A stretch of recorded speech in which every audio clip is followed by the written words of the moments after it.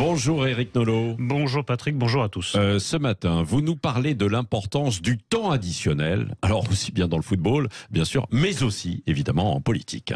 Alors dans un match de football, le temps additionnel, ce sont ces quelques minutes ajoutées à l'heure et demie réglementaire pour tenir compte des arrêts de jeu ou des changements de joueurs. Alors, du fait de la combinaison d'un certain nombre de paramètres que je ne développerai pas ici, même si j'aimerais beaucoup, il arrive assez souvent que de spectaculaires renversements de situation aient lieu dans ces ultimes instants du match.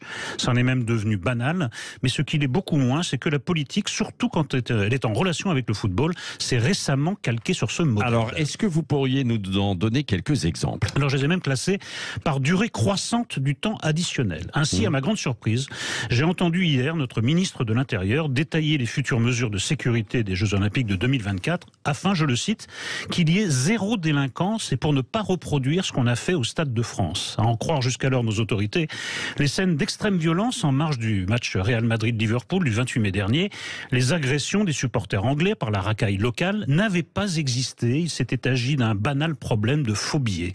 La vérité a fini par leur apparaître durant le temps additionnel, long de 5 mois tout de même. Plus fort encore, c'est seulement aujourd'hui que certains s'avisent qu'avoir accepté de participer à la Coupe du Monde 2018 en Russie poutinienne, alors que celle-ci avait annexé l'Ukraine 4 ans auparavant, ne pouvait qu'encourager l'impérialisme criminel du Kremlin. On connaît la suite, 4 ans de temps additionnel pour en arriver là. Mais le record appartient sans conteste à la Coupe du Monde attribuée en 2010 au Qatar et dont la contestation ne s'est cristallisée que depuis quelques semaines. Tout clochait pourtant depuis le début, des conditions d'attribution à l'aberration écologique, des droits de l'homme au non-sens sportif, et tout s'est encore aggravé au fil du temps avec la mort de plusieurs milliers de travailleurs immigrés sur les chantiers des stades, sans parler des restrictions des droits de la presse qui couvrira la compétition ou des discriminations envers les visiteurs appartenant à des minorités sexuelles. Le scandale a fini par prendre une ampleur planétaire tout au bout des 12 années de temps additionnel. 3 exemples